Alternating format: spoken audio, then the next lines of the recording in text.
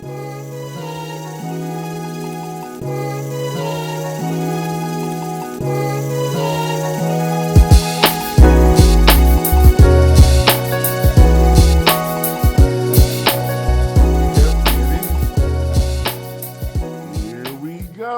we go. This is your PCP boys coming to you with our better halves this evening. Welcome to PCP, ladies. Thank you. Hey, I know it's been a while since you heard from us, but we had to do a special for this kicking off this May weekend.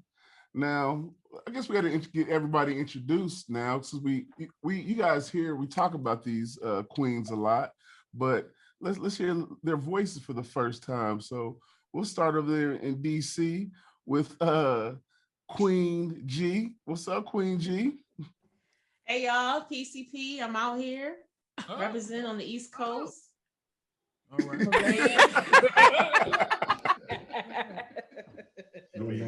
Listen, that was Queen Lee. Yes, no. It ain't as easy as it looks. It's not as easy as it looks. No, actually, no. It is Queen G because they call it GG. Yeah, that's Big GG. Yeah, That's right. Go ahead. What's up, BGG? Go ahead, boo. What's up, Mean? You got it, girl.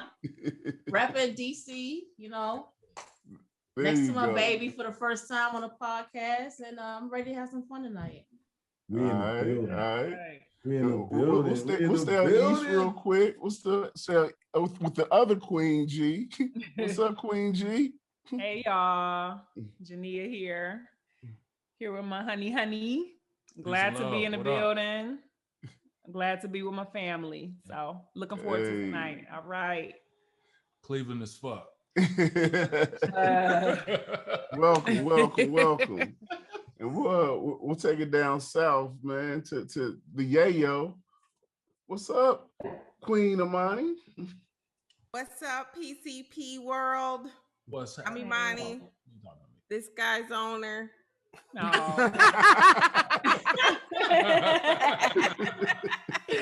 Hey, that motherfucker ain't for rent.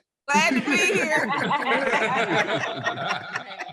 What's up, Nas? Yes, sir. Let's do this. Yeah, buddy. And we'll kick it over to the west side, which you say is the best side. What's up, Queen Kendall? Hey, it's Kendall here. Excited to be here with PCP and my boo. Why are you looking? Why are you looking? He's scared what I'm gonna say. No, I'm gonna take it easy. Don't be scared. I know. No, look, right. Don't be scared. Yeah, I'm happy to be here. We just celebrated 15 years. Give it up for the 15. Happy to be here. Congrats, man. About time the ladies invited. Oh, and look, we just celebrated 13 years. Woo! Yay! Any more anniversaries before we get to 16 in 2 weeks. 16. Okay. Oh my God. Yeah. Man, that is just flat out awesome. And McKinley's?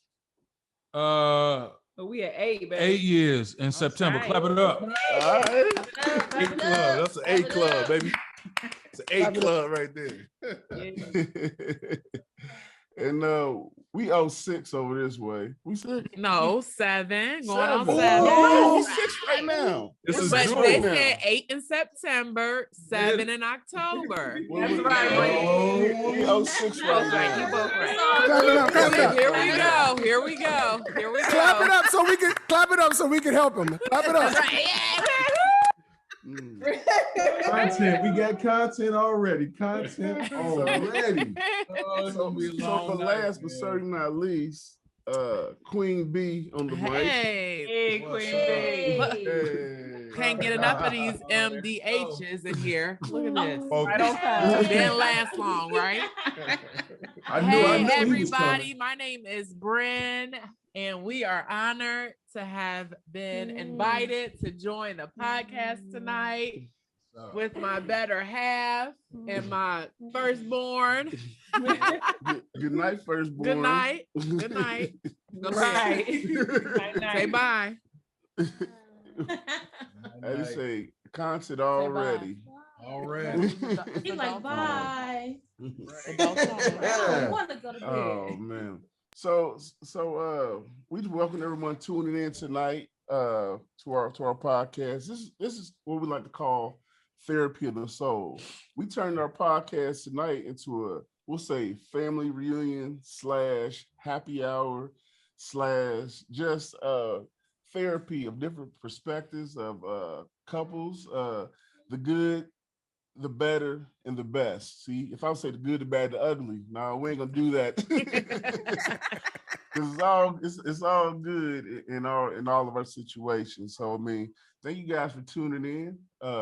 Please don't forget to follow us on IG at the PHARAOHS Club Pod. Check us out on Instagram at the PHARAOHS Club Pod, as well as on Facebook, the PHARAOHS Club Podcast. We're on all your live streaming stations for your podcast needs, and check us out. And don't forget to subscribe and leave a message. Let us know which topics, thoughts, and anything we can do to give you your fix. That's what we do. So again, welcome to this edition of the PHARAOHS Club Podcast. Now, since we have, let's see, we said 16 years, 15 years, 8 years, 13 years, and still 6.5 years. In math, 6.5 divide rounds up to 7. You must have skipped that class. Round that boy up. You need to skip that class. We got a lot of different perspectives, a lot of angles, what we've dealt with, what we're dealing with, and how we push through. So really, I just want to kick us off just with a couple of questions to the crew. Nothing too crazy, but just, something that's actually always on my heart is one thing that I like to ask people. Let's see. What is the biggest myth about marriage? I'll repeat that. What is the biggest myth about marriage? Now, you grow up, say, hey, go to college, find your wife, get married, have kids, work, then take care of grandkids, yada, yada, yada. Marriage is supposed to be, pick a white fence, dog running around, everything's supposed to be just hunky-dory, and we all know that's not it. So I'm gonna take it down South Beach on this one, kick it off with, since you guys are leading the way, in these years, Thorntons, what is your guys' biggest myth about marriage and your reality you have now? Y'all always hear from me first, so I'm gonna let my better half go ahead and start answering this question first. Go ahead and toss it out there, baby. Tell them what you're thinking. When we first got married, I always heard how hard marriage was, and before we had kids, I didn't understand that because I thought it was easy. And then when we had kids is where I understood where the challenges in marriages come in. I don't really know. My perspective changed after we had kids. At first I thought the myth was that marriage was hard because I didn't find it to be hard. But then the challenges rolled in at years 6, 7 after we had kids. But even still, we still having fun. It don't strike me as hard work, at this point. One of the myths is that I think that can be challenged is that marriage is hard or impossible. I would say that my perspective would be the 50-50 thing, like this idea that it's a 50-50 kind of that's I believe that's a myth. I believe that every person should be coming into the marriage trying to give 100% of themselves. You know what I'm saying? 100% of themselves to the other person, to whatever the goals are in that relationship. That, that 50-50, there's something being missing if it's just 50. I'm giving 50, you giving 50. That don't make sense to me. Like, you got to be giving 100, like, to me, and I should be giving 100 to you. Like, otherwise, like, that other percentage is going where where else is that going? Where else is that energy going? You know what I'm saying? And so, to the kids. well, at some point it does. That becomes this kind of pulling of attention. But initially I think that you really just got to go into it giving your all. And so the myth of like there's this kind of give and take, this 50-50, you got to give it all. You got to give everything you got, because it's hard, man. Marriage is hard. We all know that. Being in it as long as we all have been in it, it ain't easy. And so this idea that you got to give your whole self to it, because otherwise it just becomes too complicated, too difficult. Yeah, absolutely. And it always blows my mind personally when you see older couples been together 30, 40 years, talk about getting a divorce. I mean, just was it Bill Gates just the other day? I mean, him and his old ass wife. I mean, him and his old wife.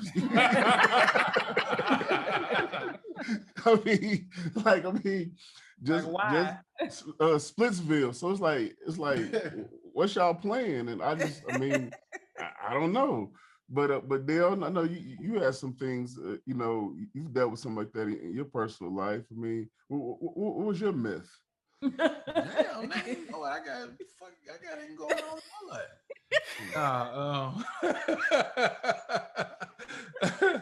on. Man. I mean, marriage is cool. Marriage is definitely hard work. I gotta agree with the Thorntons. Like, marriage, it took a turn when we had kids. I ain't gonna lie, I thought being married, I was gonna be able to get some whenever I wanted, but kids came in the picture, just like, nope, that shit's over with. So it just yeah, just being real. So yeah, it's you think that it's like picket fence, happily ever after, like everything is like picture perfect, and man, it's hard work. It's not just just sign your name, say your vows, happily ever after. It's a lot more complex. Yeah, that's my thing. The happily ever after, it's like, from little kids, we've been, that's been put into us from fairy tales, and that's not the case. It's what you put into it. I totally agree with the 50% versus the 100%, because you have to come in fully in, you get out of it what you put into it. We talk all the time about marriage being like an investment, right? You invest into it, what you get out of it. If you take training for your business or for work, that's the same attitude you got to have towards marriage. You have to, pour into it, put the work in. And, the kids add another dynamic to it, but I won't say that it's all peaches and cream prior to kids, because you still have those challenges. You have two completely different people bringing their worlds together, their families together. And so you have those dynamics, and the kids just add another layer to it. And that 100% that you give into your spouse, it gets shaved away when them kids come in, because they take about 70% of that, as they're younger. And, we're not to the point where our kids are older, so we don't know how that gets, but, it's a sacrifice. And so it's a sacrifice to your spouse. And then it's really a sacrifice. You got to pull some of that and have some of that energy for those kids. And, it's all the dynamics, and if you're not a 100% in and invested in it as you should be, it it can go all hell breaking loose. It can go anyway. So no doubt. And it's interesting we keep talking about kids. I know, G, you had the older kids that were kind of were self-sufficient until you had little mama. You know what I mean? So how's that for y'all? We good. What you mean, the next level of the older kids? Just the myth. Well, just the whole myth aspect. But as far as just having kids, because you guys got 3 now, right? So I mean, I know you had the 2 older boys. They were kind of like on their own. That they could get up, get down. So y'all kind of felt y'all groove back and got to get up and make cereal and all that. And now, boom, the princess comes along. So I mean, it's got to be way different. And just for the record, I was attacked that night. She was not supposed. Nobody was supposed to have another kid. Just for the record, I was on a diet. I was looking real good. Yada yada yada. He was walking in the dark alley. That's how it go. You know how that goes, right? Yeah. Hey, Naz, do I have to put a disclosure on that? She was like walking in a dark alley, and all of a sudden, disclaimer, disclosure. What we doing, man? That's how it went down. That's essentially what we've all had those nights, right? What you doing back there? Hey. Right. Hold and we looking at y'all like, what do you mean? What do you know what we're doing? You know what the fuck this is? So it's y'all on some more assume the position type stuff? Yeah. Like I was asleep. I don't know what happened. All the way sleep. Yeah. Nothing like that. Okay. I tell Dell all the time, I know how to get the boys, and I was aiming for the girl this time. So I got a whole method. If y'all ain't used to, hold on. What you say? Tell Dale, does he think I be bullshitting? Tell him, baby. One sock on. It's the one sock on. Yeesh, and the almond milk. You really say this shit, man? Like for real, I told you that. They'll be telling me about y'all conversations. Like, wait, hold on. I heard socks and almond milk. I heard a whole bunch of shit. No, we're not going another further. You said what? One sock on? Right. Almond milk. You pour the almond milk in the other sock? I tell nephew all the time, I'm so grateful in these beautiful little girls that he has. Thank God. I was like, you got another shot. Don't waste it. I can tell you exactly how to get them. And he said, yeah, all right. You know how we talk in our chat. And I tried to tell him it's a method to my madness.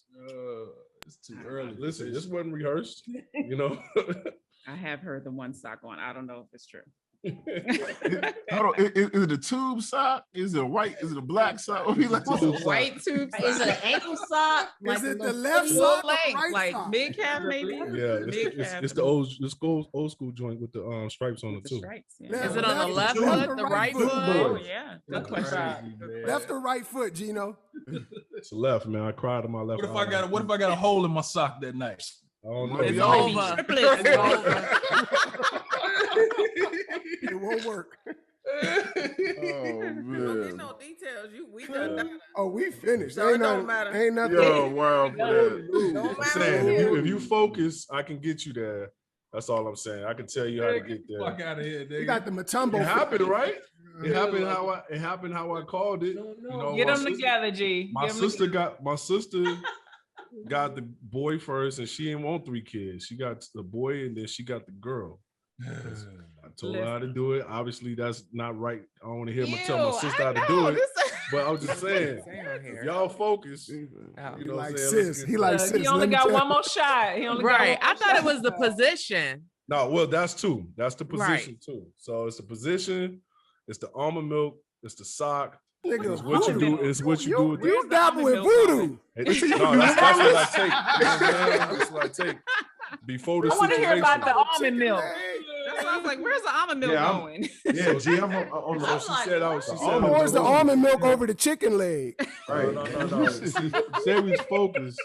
So I went in there, hit the fridge, down the tall glass, cold. It's frosted like a beer. Okay. Okay. Head to the back. What you doing back here, right, G? That's what it's just.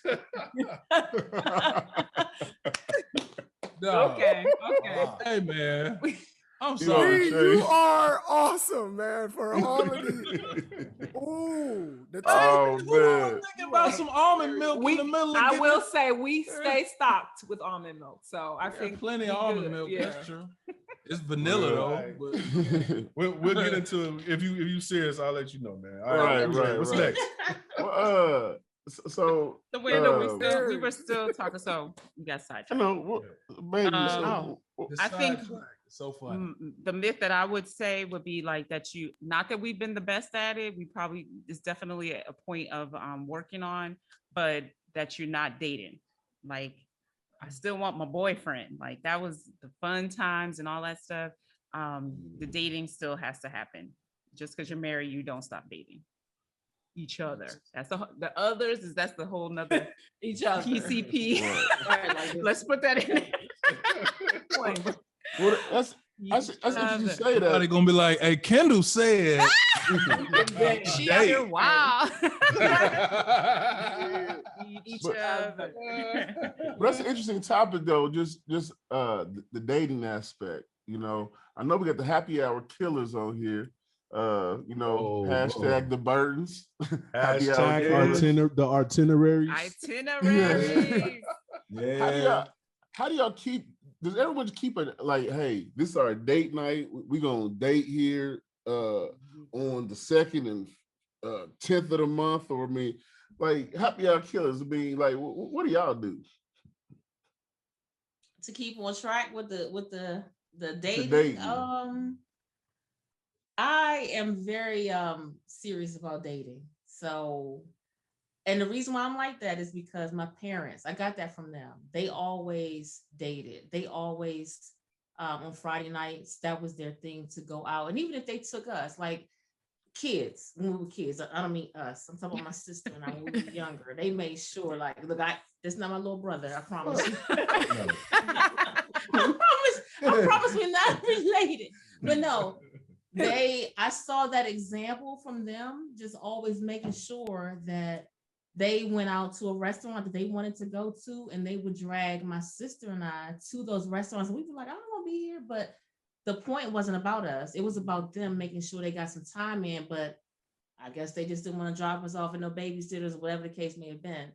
So having that example, I'm like, oh, yeah, I want to do that. I want to do what I saw and keep that spark going. And so I'm always on Ameen, like, yeah, I know you want to hang out with the bros and the boys that you done met in DC, but yeah, I'm gonna need you to carve out some time so that we can do us. So I mean, I try. I don't always succeed, but I kind of get to my goal to a certain I think y'all extent. do well. Yeah, we know y'all are enough. I try. So the part she's leaving out, she's a foodie like myself. So, and pre-COVID, DC, of course, if the audience that's listening, y'all ain't been to DC got a lot of places to eat, a lot of places to happy hour kill, as Mylo says. Yes, we will kill a happy hour. So, I mean, we would just, I mean, I'll be at work and I would just hear about a happy hour like, yo, that's some nice stuff. All right. You know what? I'm going to surprise the wife and be like, yo, Friday, put on your best. We about to kill it tonight. You know what I'm saying? So that's why, Lo be like, damn, y'all be at a happy hour like every Friday. I'm like, we killing it because I mean, it was so much stuff to do here. Yeah. And I mean, now, post COVID, I mean, it's not even close. I mean, a lot of the businesses are closed. Hopefully they come back.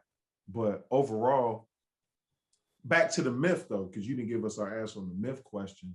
For us, I mean, the myth about marriage. I mean, we've been knowing each other for a long time. So for us, we thought getting married was just going to fill some gaps that we already, not bad gaps, but there was just some gaps that us personally, we had our barriers.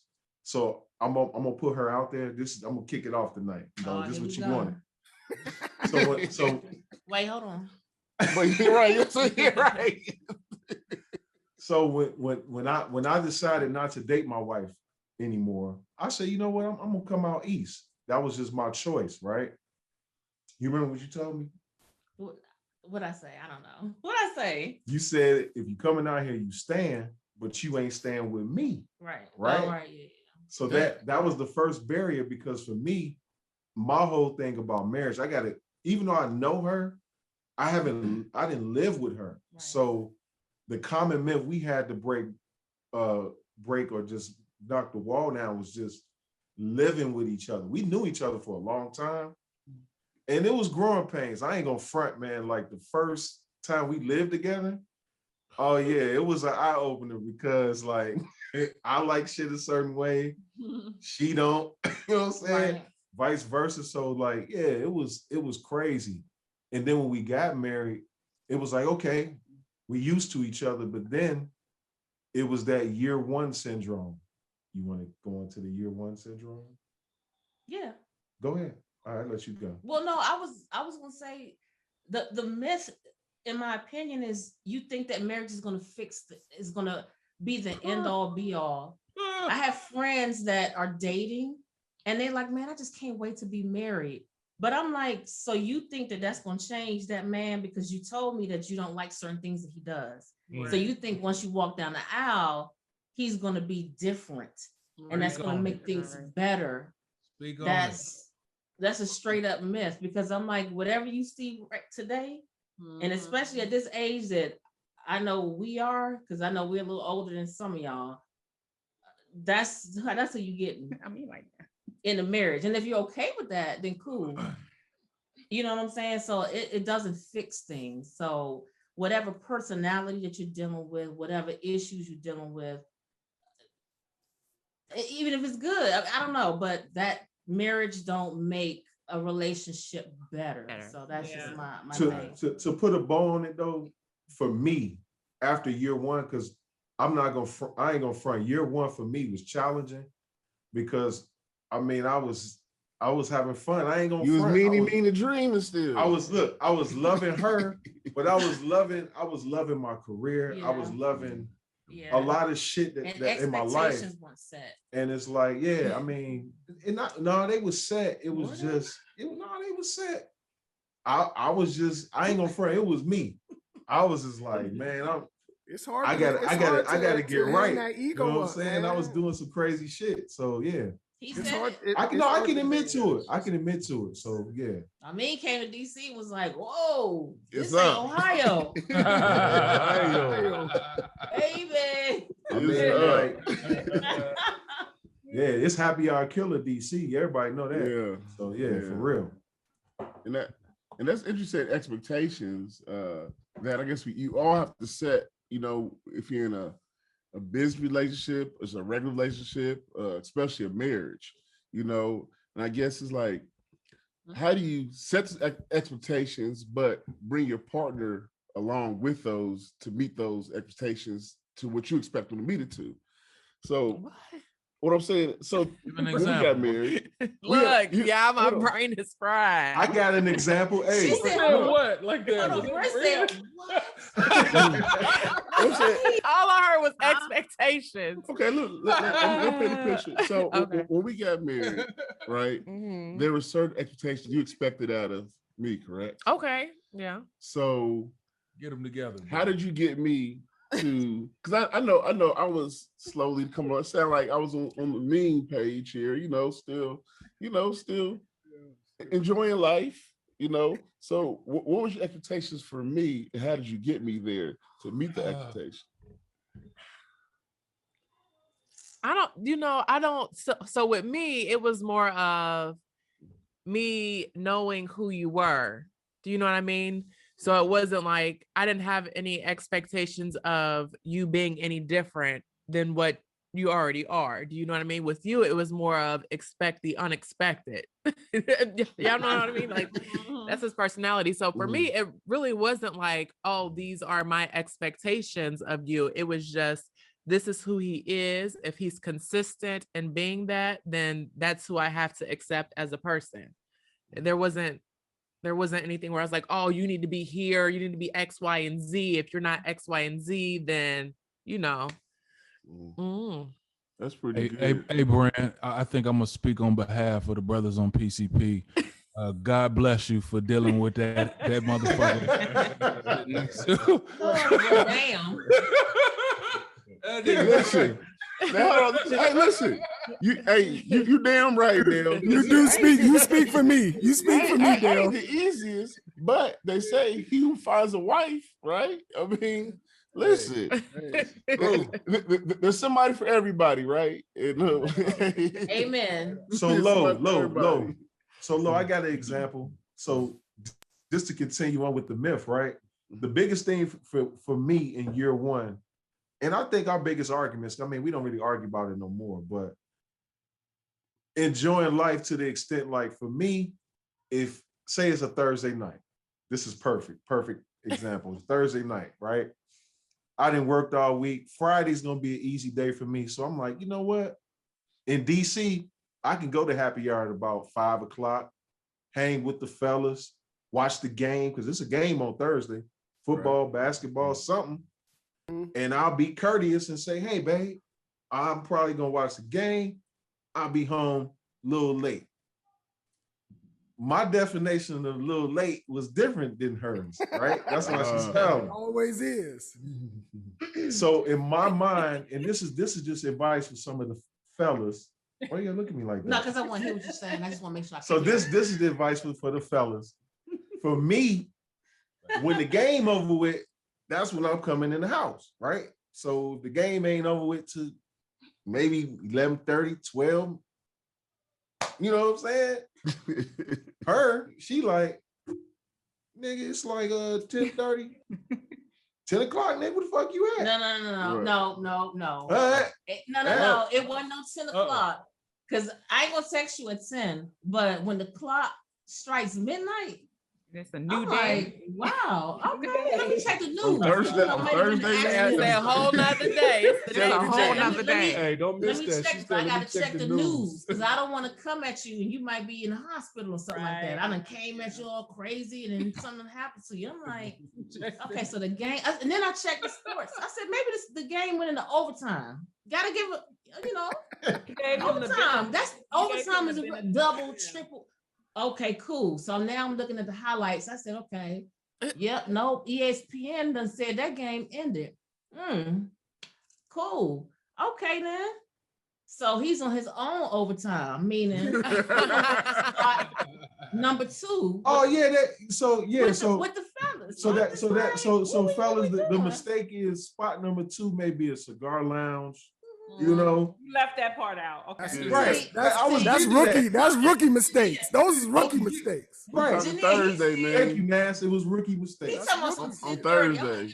If the Lakers is playing tonight, ain't no game ending at 10:30 East Coast time. You know me. You know how I got to 16 years? Yeah. You know how I got to 16 years? Because at halftime, I just start heading home. Not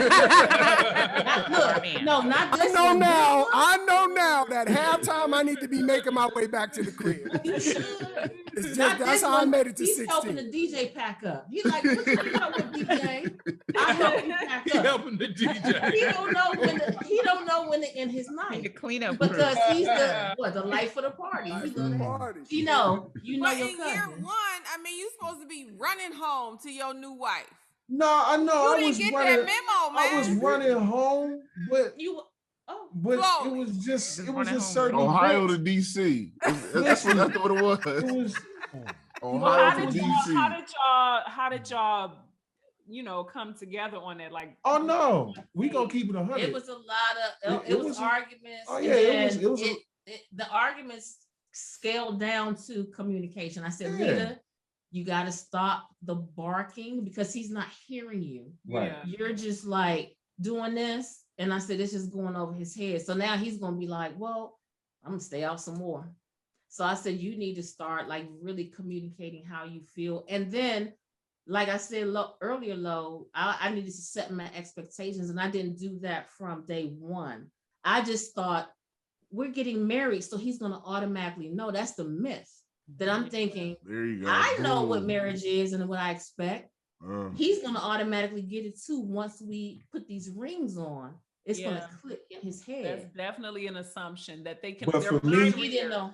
But for me and the fellas, it was all ego.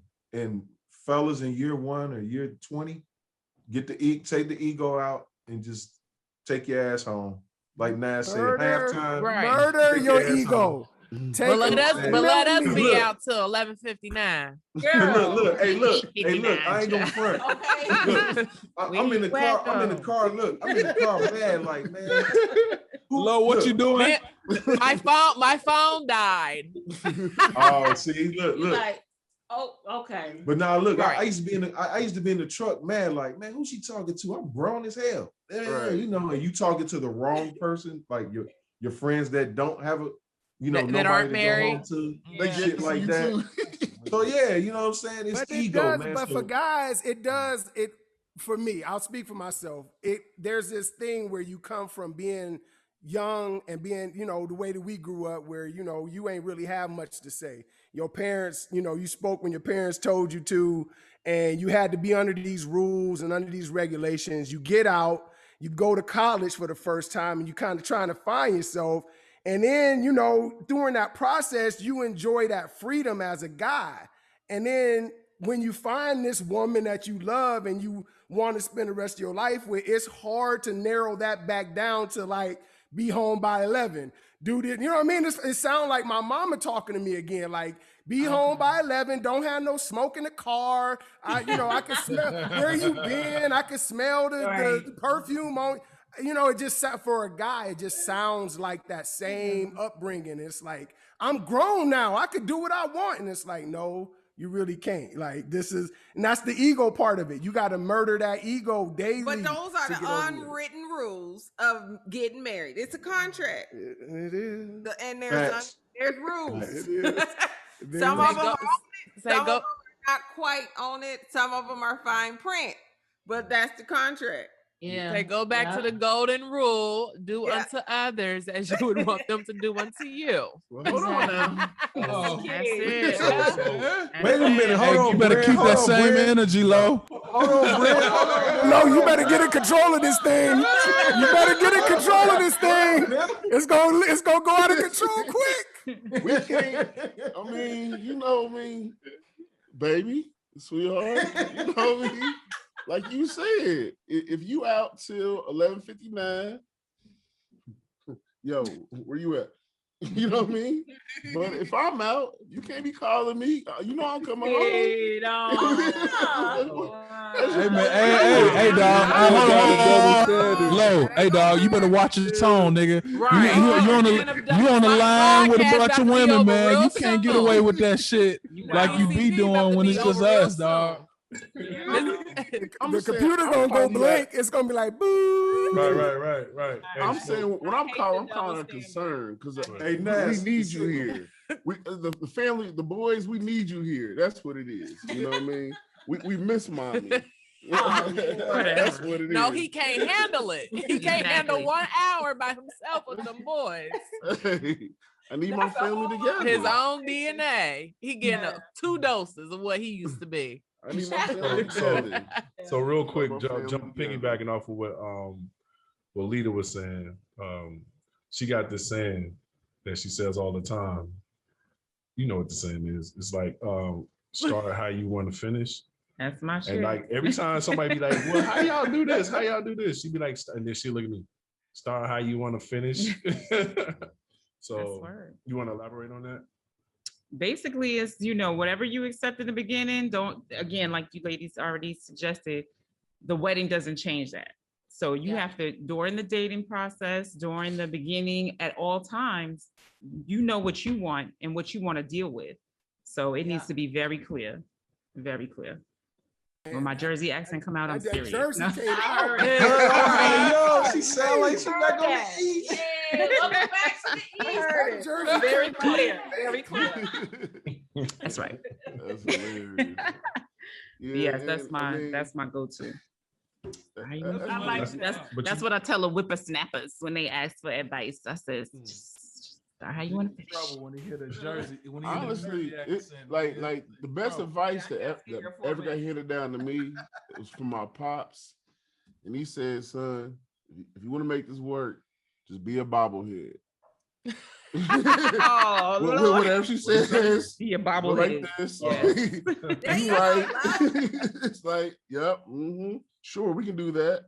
Just be a bobblehead. I think that if you can find some a decent balance between that and still being, you know what I mean? Because the reality for real is that you want to be who you are at home. Like, it's hard enough, especially for Black men and Black families, Black women out in the world. When you come home, if I can't be who I am with you, then it's all a facade. Like, at some point, it's all gonna blow up. Yeah. Like, you can hold on to that as long as you want, but if I can't really be who I want to be around you, then this is going, at some point, we all gonna hate each other. Like, it's just how it's gonna turn out. Word. And that's a hell of a point, because honestly, my best friend, I mean, is part of the reason why we are here to this day.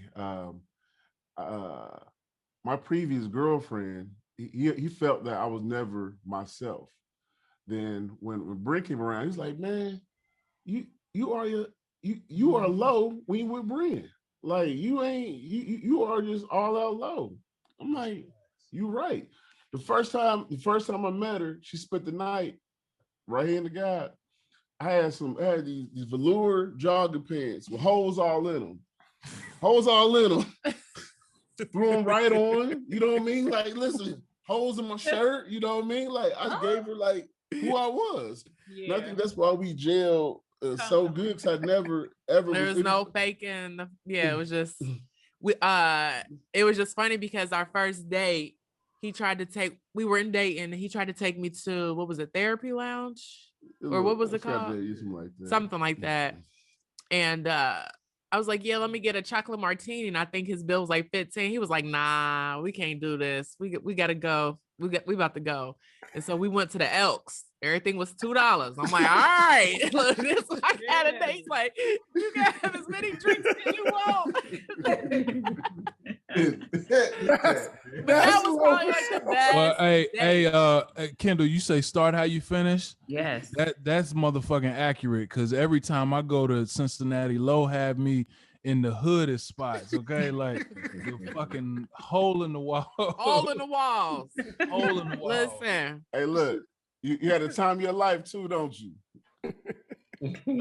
You be a little scared. You be a little scared, but you having a lot of fun. Just a little bit. You gotta drink more than drinks, right? So you good. But that was good. Let me. I got a question. Go ahead, since we're on the topic of myths, what was y'all's, if you don't mind sharing, your biggest adjustment with becoming married? And freedom, bruh. Freedom. Like, I again, in individualism for me, it's, you spend your whole life trying to figure out who you are and how comfortable you are, comfortable in your voice, comfortable in your skin, and then you kind of finally start feeling like you get into that spot, and then you end up having to share it with somebody. And it's a good sharing, like you want to share it, but then you compromise that growth a little bit, because now, you can't put 100% of yourself into yourself. Like, you can't do that. You have to share yourself with somebody else. You have to share your space. You have to share your thoughts, your intentions, and that all breaks down that journey of self. And I think that's why a lot of people, have trouble in marriages, because they lose themselves in it. Right. And instead of a healthy conversation about keeping that individualism intact, we kind of try to keep that shit covered up by, what I mean?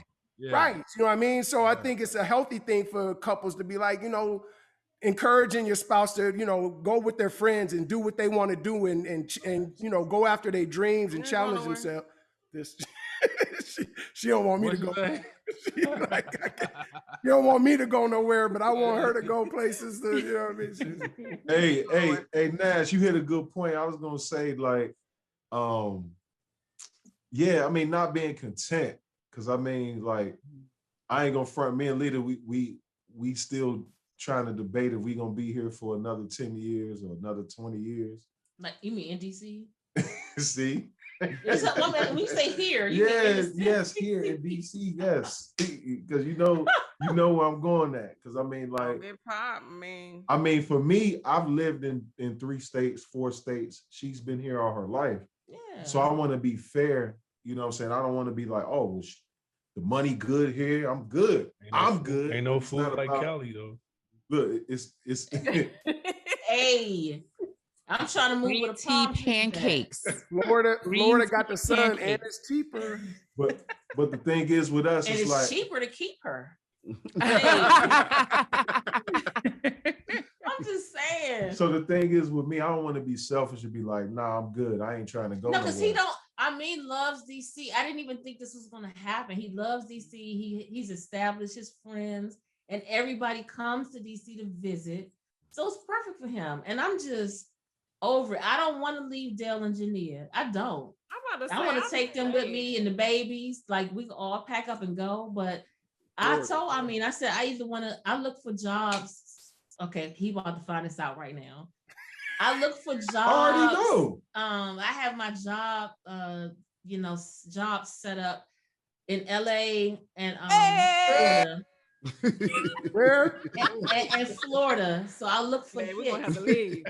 They leave from both, and because just to find something new. Because since we're in this new like telework environment, my job has already told us that if we want to live somewhere else, they're okay with that, and we can move. Whoa. So I'm just like, we ain't got no state income, right? No income tax.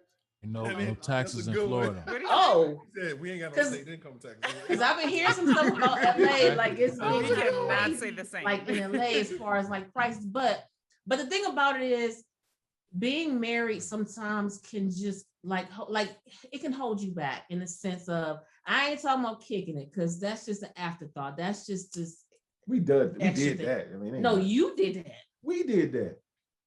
So and so the thing about it is, if he's not ready to move and I am, is it fair for me to really actively pursue careers elsewhere like that? That's like, okay, I might be like, oh, I got an interview in Miami, and he's like, wait, what are we doing? Like, you know what I'm saying? Like, that's like, so I kind of try to like, I ain't gonna say no. Right. No. So you ready? Chicken wing in the back. No. She getting you on wax. She getting you on wax. Look, this is called. My thing is, I have talent, and you know what I'm saying? I got talent, I got expertise. I'm gonna get a job regardless. Like, that's right. Take your talents to Miami. That's skill. Right. I don't know why she's trying to sell it on the cash. I know that already. Who said that? Take my talents to Miami. Take your talents to Miami, though. Exactly. We will be visiting shortly. Yeah, but yeah, I mean, that's just not getting content, just to put a bow on that. Yeah. Because I mean, when the money good where you at, I mean, you could be real content, man. That you be like, man, this is. And you don't want to do nothing else. That's safety net, man. I mean, we did that moving from Detroit. She from Detroit, and I followed her with her, her doing her medical school stuff and everything she was doing with her training. I followed her wherever she, we moved from Dayton to Detroit to Baltimore, back to Detroit. Like, what I mean? We did the whole thing. But at some point, like you said, like that safety net, at some point things get stale, and like you need to shake it up. And sometimes change is a good way to kind of get your muscles, you know what I'm saying, back strong, things that you might have forgotten about. So yeah. Hold on. So let me ask a question. So Naz, you was talking big on adjusting your lifestyle and individualism, and you just was talking about moving from Michigan everywhere. to Florida. How, Amani, how was that for you to support his beliefs and individualism and, you know, making like the changes that y'all had to make in y'all life, relocating like y'all did?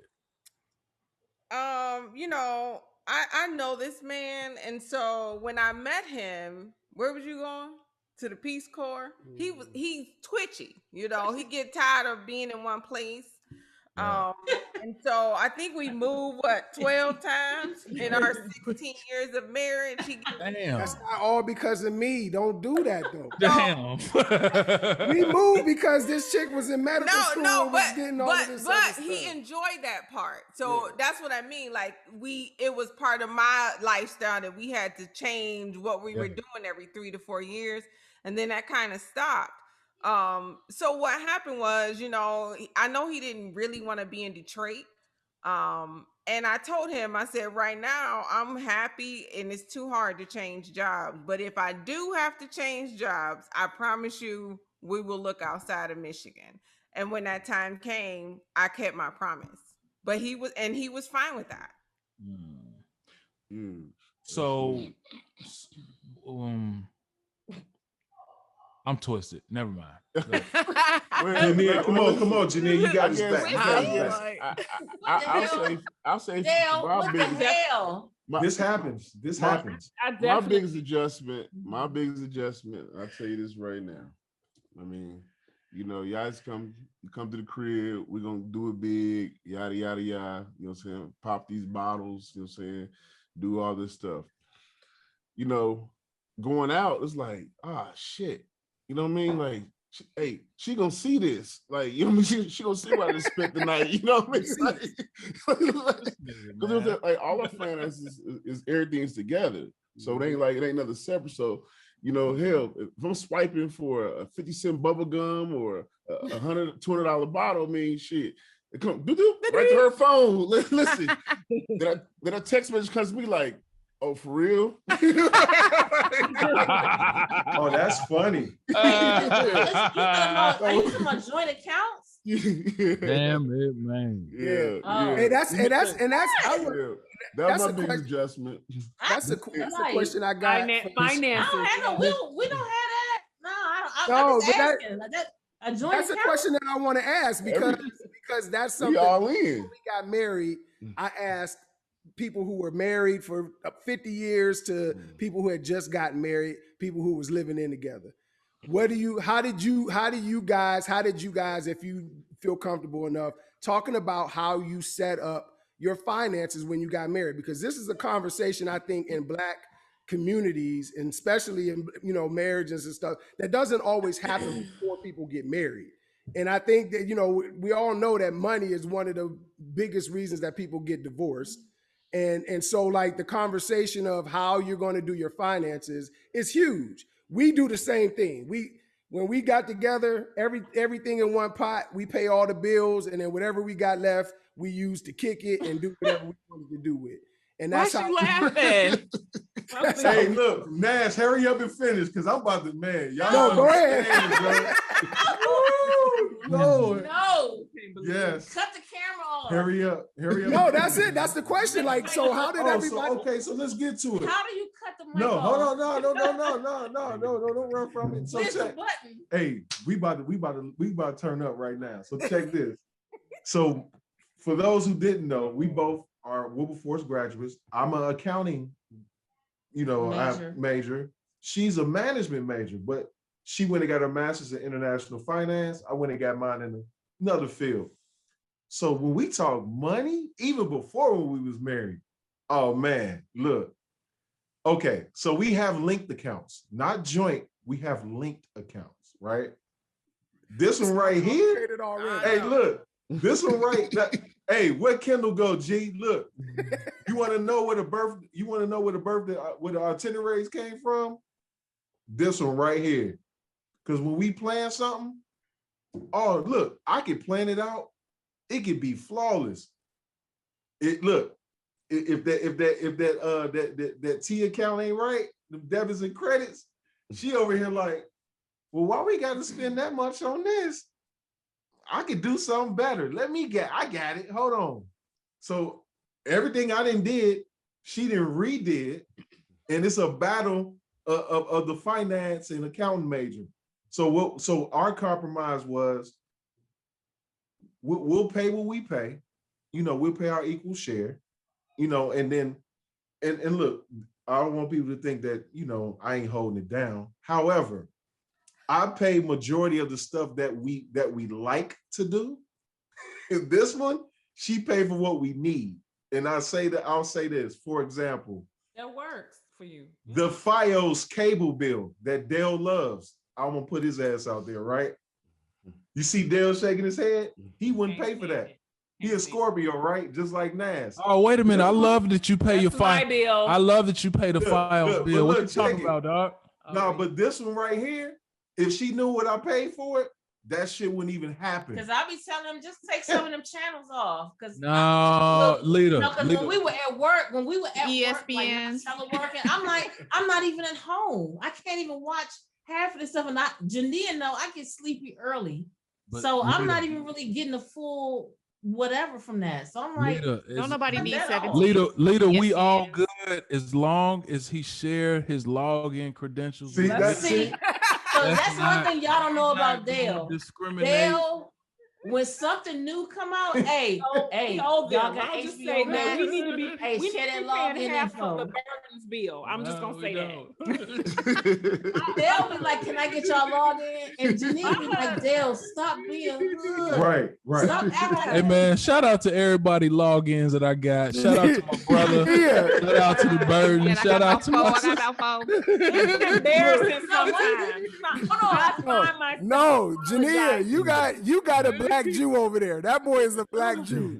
Man, hold on. I had to tell Dale. I said, Dale, I promise you, this one account we can't get to you because that's like my brother-in-law's account. Like I can't share that with you like that. Like that's the only thing that's all. I found a substitute. Somebody else gave me their login for that one. So we good. Okay. But no, look back to my point. Back to my point. The compromise component of what we do. Some people do joint accounts. We put it in one pool and pay it. But I had a coworker tell me a long time ago. He was like, joint accounts or just one account, it's all the same money. So what's the difference? It don't matter. Y'all got to keep the bills on. You got to pay the mortgage. Y'all gonna eat. Y'all gonna kick it. So it don't really matter.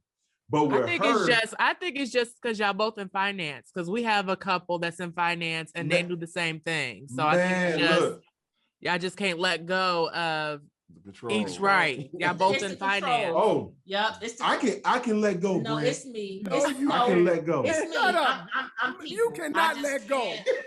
I'm private to a certain extent when it comes to my money, and I am I'm very controlling when it comes to money, and I'm a miser. I just can't deal with the idea of just stuff starting to dwindle down, and I gotta just sorry. No, you good. We balance each other. It's all good. Make sure I'm trying to tell y'all, man. Lita, let me ask you this. So what if Monday a couple of packages show up to the house, some Louis luggage, you know what I'm saying, some shoes. Listen, no, it ain't for you. It ain't for you. Nike boxes. Is that a problem? The Brooks is pointing at each other, man. Nike boxes. Glasses. You know what? This man right here. Purses. Nike boxes. This man right here doing the whole pandemic. See, the Kendall, Nike, I respect the frame game, man. So that's how he looking at me. Because he invited me on his cast. Kendall, I'm with you with the frame. Yeah, every 15 minutes he need a new pair. How many wives have heard? How many wives have heard I'm gonna resell these? Oh, never. G, get him, G. Get him, G. I can't even get him to give some shoes from the 1980s a Goodwill. Like you ain't about to wear these. Like retro. Let me tell y'all something. Let me rat on these clown ass niggas real quick. These cats always talking about goddamn sneakers all the time. Talking about sneakers, Jordans, the Jordan release. Nigga, when did you get the Jordan release? Wait a minute. Let me tell you this little anecdote. Woke up with a phone in my face for the Face ID. Nike shoe dropping. Oh, no. Wasn't even awake. Wasn't even Geno. Really? Hey. Wasn't even you a wait. Her eyes open? You grimy. He made a noise in the room. Why he dropped you grimy. over my eyes? One Like, sock ass. We need all sneaker apps in this house, man. So you have to wake you up. All you gotta do is open your eyes and then go back to sleep. I gotta use your phone. Don't kick the bed though. We over here. Always have I need therapy. She over here with one sock on, putting cameras in folks' faces, man. Oh, with the almond milk. Frosty almond milk. Yeah, with that chili glass almond milk. Frosty almond milk. Wow. With one sock on, with the camera in the face. Hey, Geno, for real. Hey, that's different. Hey, you different. Wow. Oh, Damn. hey, listen. So listen, listen, it be two. Hey, we got this thing. Dale got Mario Ellie. I got LL Cool J. Yeah. So it really be two L's that I take. You know? Getting them L's. Try to get them sneakers. It be two L's that I take instead of one. God bless my wife, because she be like, don't even try. You know you ain't gonna No, get it. I be mad because he like, let me call G. I'm like, babe, it's like 4:00 in the morning in LA. Let this man rest. He be up ready though. For the love of God. Hey, G be up and ready. but Geno will answer the phone. He's like, what up, nigga drop day? He up.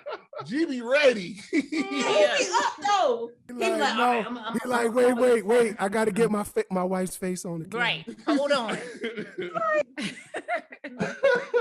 And then he'll be like, well, I'm gonna order 2 pair. So I'll get Geno's pair and then my pair. And if don't let Dale want a pair. So I'm sitting up here like I said, these shoes are $200 a piece. So you balling. Oh, okay. So you got 6 honey. Okay. They better cash app you in an hour. See, hey, but the sneakers hold. Y'all see what I'm talking about now? Y'all see what I'm talking about? Sneakers. I'm the only one, ladies. I'm the only one in the group that be telling these niggas they clowning with these sneakers. Hold value. My garage. Our commodities, They are assets. So hold on, Mylo, you're not a sneakerhead? Yes, he is. At one point, it was like a Why? Nike charge every 2 weeks. I'm like, what the hell? He had a good run. He had a good Shoes run. in the world. Beginning You of ain't COVID, he had a gym good shoes. You run. at work every day. Greg get the notifications. Then he be like, hold on. Then he be like, my sons need them too. Nah. They about to outgrow them pair next week. Like, no. And don't y'all be rubbing off on my husband. He Converse. He won't buy a twofer. I'll be like, babe, just get both pair. He like, nah, they too expensive. Listen. Hold on, hey, If it was up to me, hold my on. kids would be wearing Geranimals with that discount. Right. Kim said, right? Brad, I saw the Christmas pictures. The whole Hodges family. The whole family had it. He bought it. He bought it. Yeah, I did it y'all for was real memory. fancy at Christmas. I am a team player, but that was my first pair of Jordans and the last time I wore them. Y'all, I ain't wear them again. I tried to wear them again. He told me they ain't look right on my feet. Nah, it wasn't that. We was going somewhere. It was your birthday. And I said, put your other joints on. You know what I'm saying? I wanted you to be special. Look nice. See, I was looking out for you. You're welcome. He be dressed trying to dress me. Yeah, man. That shoe game, man. It's hectic, man. You win, man. you lose a lot.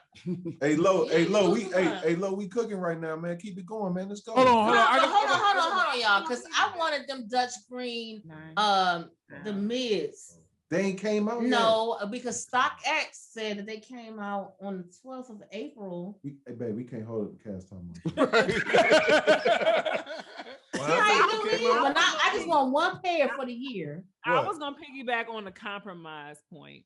Yeah. I wonder if you're gonna say what I want. But Nas be dropping some jewels. Like I agree. Like coming. Yes, he does. I got a question after you say this, G. I got a question. Yeah, Nas drops jewels. But go ahead. I appreciate that because you are literally coming from what you were taught to be, right? Like you are coming into this whole person, you're embracing your individuality and you're embracing who you are, and then you come together with another person. So for me, it was the compromise. Not that I didn't have compromise in me, but the level I needed in marriage. I was raised by a single mom. always taught to be independent, always taught to have a plan, you know what I mean? Do for self. And it was drilled in me.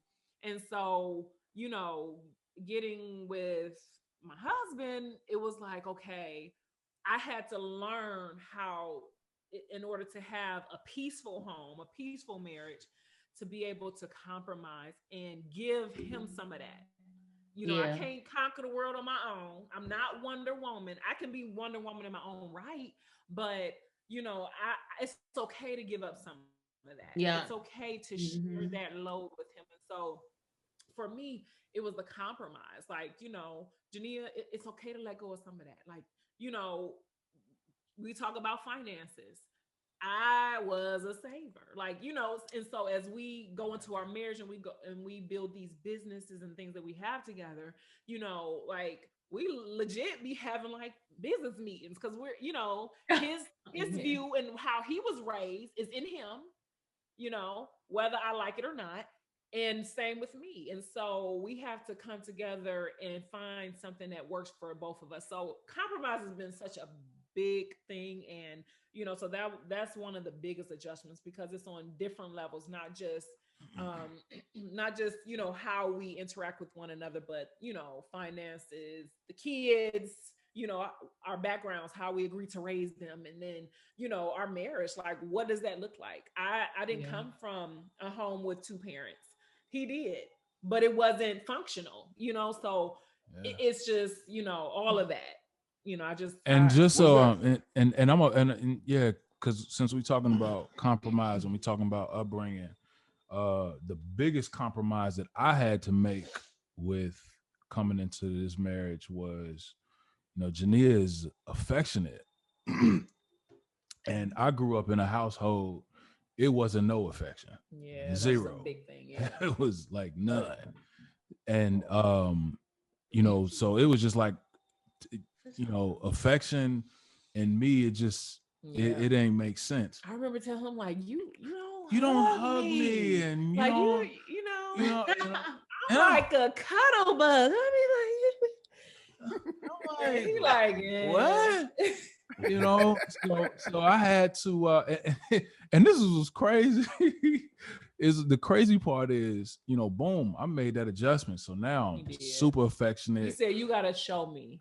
He said, man. Teach me, tell me what you want. And I appreciated that because show me, baby. He wanted it. Tell me, baby. You said it with that voice. but you know, it was crazy because I didn't vibration. I vibration. It was crazy because I didn't grow. It was crazy because I didn't grow up in an affectionate home, so I really had no idea what affection was. Yeah. So when, you know, she communicated to me like how she wants to be affectionate, I was being affectionate. The fucked up part was, after a while, like, yo, this affection shit is cool, nigga. I want some goddamn. I want my ass slapped. I want you to hug me, kiss me on my neck. So I would be sleeping, and I'd be like, dog, I can't feel no you like hugging the opposite side of the bed. The fuck kind of shit is this? Bring your ass over here.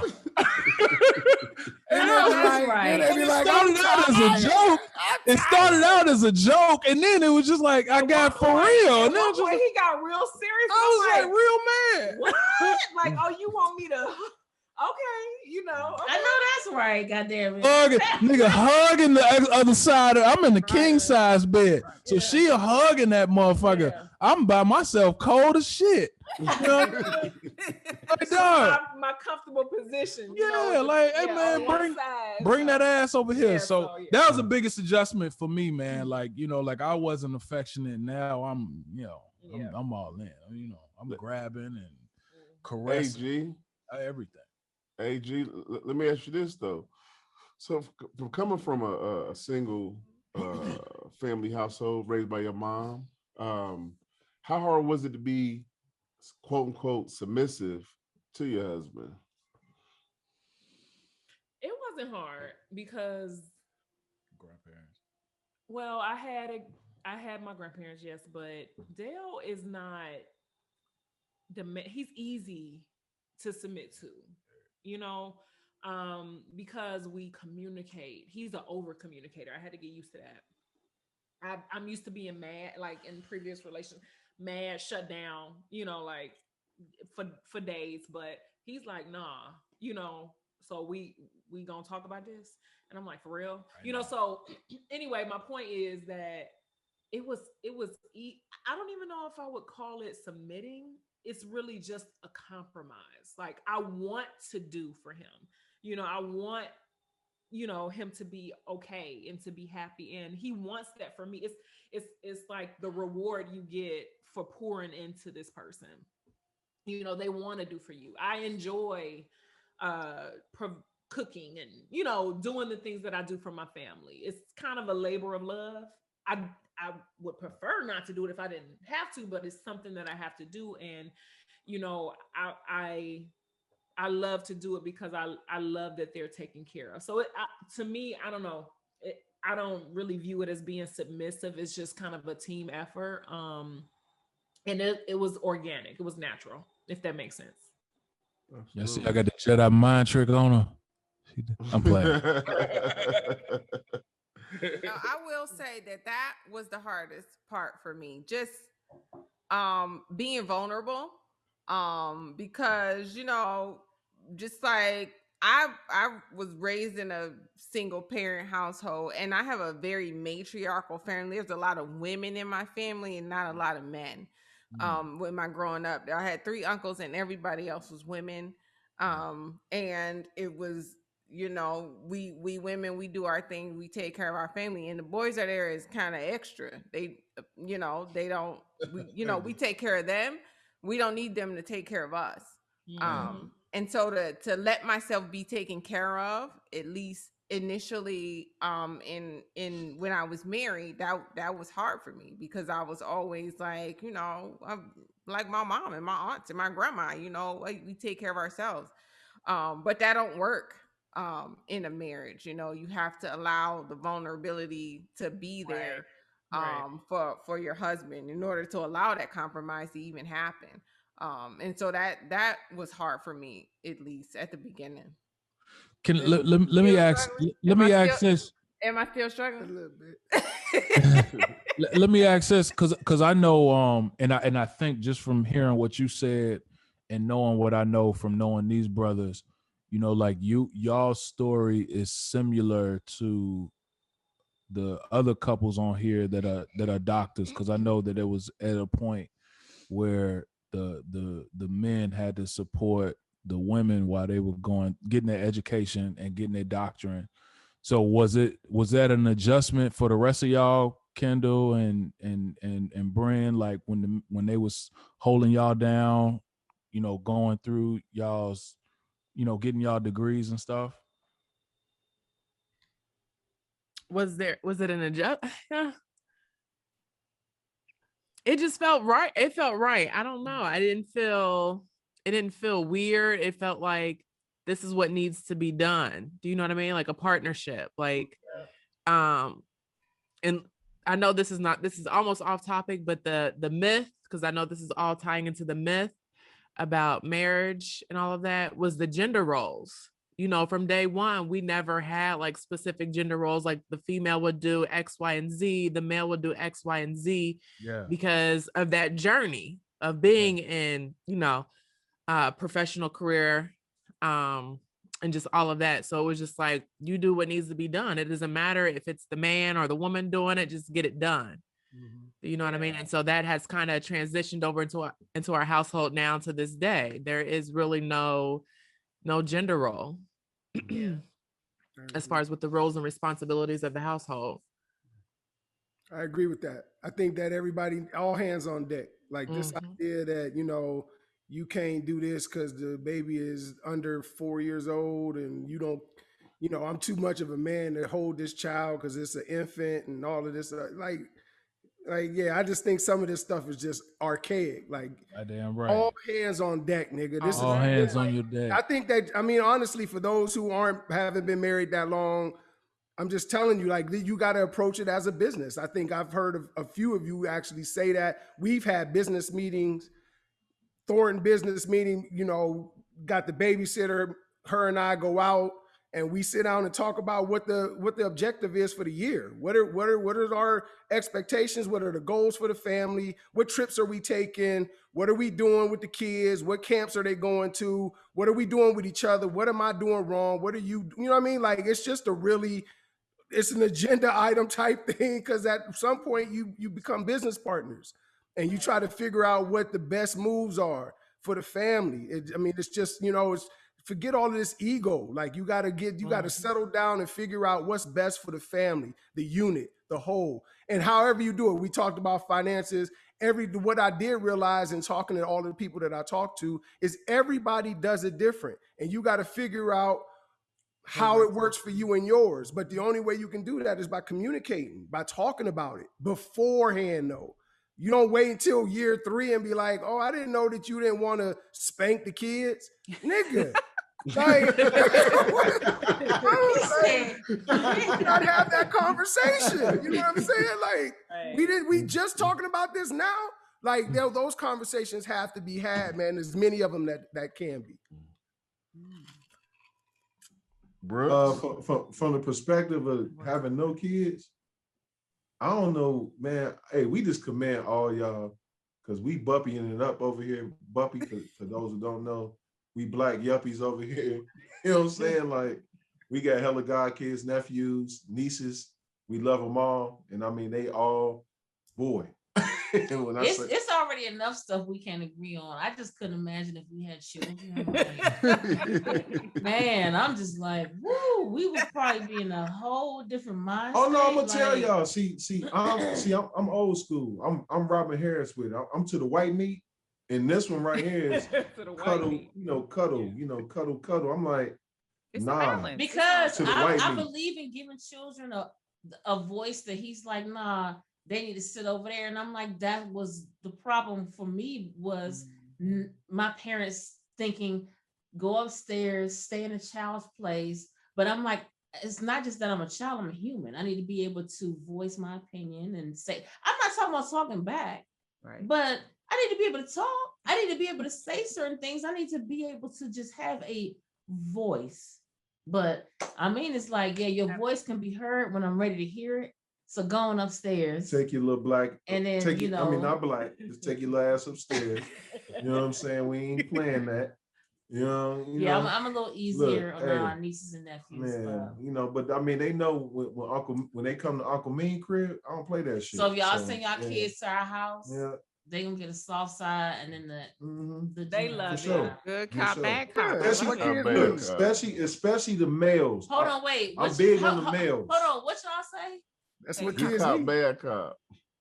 Oh, right, exactly. Oh but she know I'm big on the males, like the little girls, like all the girl dads salute, because I mean, you raise, and she think it's sexist when I say this, but you raise girls different than you raise boys, right? I mean, they need a different type of nurturing. I agree. Here she go. They do. They need a different type of nurturing. But what I'm saying is, when you raising young men, from boys to they young teenagers till they get 18 and they about to be somebody's husband, somebody's role model, somebody somebody important in this world, especially a black man.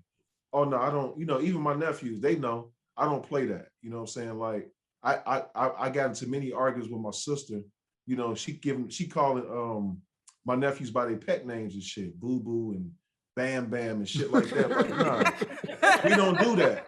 Uncle don't do that. I'm calling you by your name, and you should know what your name means and what it means to your family and to your legacy. So I'm not gonna be calling you Boom Boo and Bam Bam. Hell no, fuck that.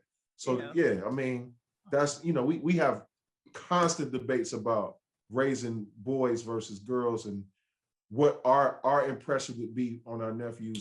We debate all day. Yeah, Look, all day. We debate all day. So that's just a whole nother topic. So when we talk about compromising, I have to really think about, Kendall, both you and your spouses, on the entrepreneur level, and it has to be a lot of give and take, Geno on his journey, you on your journey. Like, how was that? I mean, and wedding, kids, and still, trying to get it. You know what I mean? I can only imagine that to be some rough conversations, some rough nights to get to where you guys want to be. I'll jump in first. You know, for me, man, you know, I got this dream of, you know, even if it's not understood or well received at times during the journey, I just have this dream of retiring her and her not being able to have to do anything unless she wants to. You know what I'm saying? And it comes with, right? So, you know, I got one of the hardest, you know, goals and careers and dreams to kind of accomplish because it comes with so much rejection. You know what I'm saying? And it needs so many other motherfuckers' approval, or passes to say yeah, and that's the shit that's hard. So she's great at, you know, keeping me balanced, keeping me focused. But there are times I'm an artist. You know what I mean? You know, that's why I say all the time to y'all. You know what I'm saying? I love what y'all do. You know, because the struggle. You know, there are financial situations at times. There are highs and there are lows for me. You know, and you know, so she's been many times holding us down. But I just have to look at myself and be like, yo, is this even worth me doing? I know I'm talented, you know what I'm saying? And, you know, but is it at the expense of my family? You know what I'm saying? And sometimes that's what I struggle with. And then I'll have something, I'll be like, yo, I'm close, mad close. Then there, you know, shit, it was times I was talking about like, yo, fuck all this shit and let's move to Jersey. You know what I'm saying? And she was the one that was on some, nah, you can't, you know. Damn right. You're almost there. So yeah, I deal with a lot of that, you know what I'm saying? Like, you know, love that. Not, you know, at times, you know, there are dry spells for me. You know, having to look at her and, you know, hold us down. You know, this is me being transparent with y'all. You know, and then there are times where I feel like, well, there were times, hopefully I've gotten better at that. I feel like a lot of my time was just like, no, fuck that. If I go harder, if I put more into it, then maybe it'll come sooner. You know what I mean? So my time was always, you know, into that. And I think lately, well, I know lately, if it ain't got nothing, if I don't gotta be there, then I'm with my family. You know what I'm saying? The other shit, I might need a few hours in the garage, and my you know, to myself to write and to set meetings and shit like that. But I don't necessarily need to be out amongst the people. You know what I'm saying? Because that ain't really what deals are made. And it took me a long time to kind of figure that out. So, you know, God is shining. Some things are real close. Some you know, some deals. I just got some deals that's coming through that I'll be announcing to y'all extremely soon. And but you know, it still ain't the mountaintop. And the mountaintop is, you know, one is so much bread and influence and access that we can do we can do a lot of other things that we have goals and plans to do. And she doesn't have to, you know, although she loves what she does, you know, maybe it's a franchise situation where she's just overseeing and overlooking shit versus her having to be there every day. So that's me being transparent. And I love her. She's been holding me down and supporting me towards my goal. But there are hard moments, you know what I'm saying? So I just wanted to say that.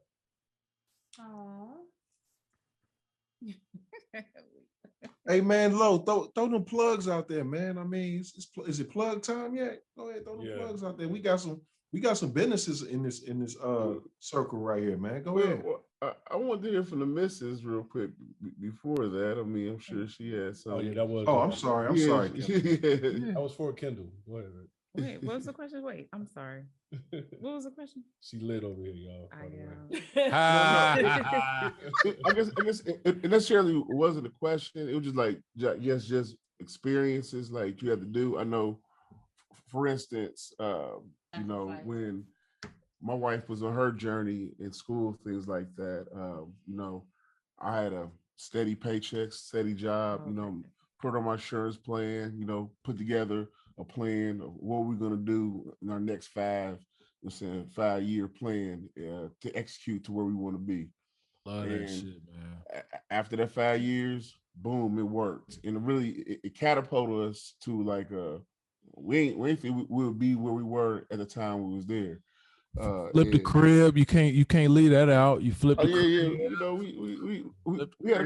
we had some power moves. Goddamn right. I love that shit, man. Yeah. We did some power moves that really just put us in a different living situation, to say the least, and made us very comfortable with life. But even with that, I mean, we still had hardships. You know what I mean? I still you know, wasn't necessarily where I wanted to be yet in my initial career, you know, my everyday career. So do things on the side to still get to it. I mean, and so be successful with that.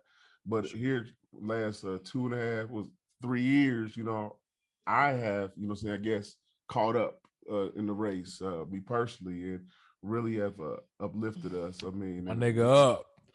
In other words, life's good. I mean, life's good. We all the way up.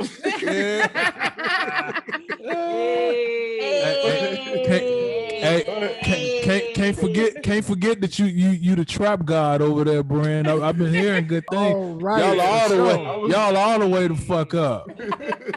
Hey, but I got a Kendall, I got a question for you. Just because I think that we don't. Well, I know just having somebody like G in the crew who is kind of close to that atmosphere of, you know what I mean, like Hollywood and all of the things that we know of that. How has that been, trying to balance that his craft and him wanting to be an artist and you being comfortable with, you know, maybe him not necessarily having to do all of that to, you know what I mean? Like to prove to you that it's okay. Like, I'm sure there's times you like, baby, we good. Like you ain't gotta do all, I would rather you be home than to do this. No, I am no dream killer.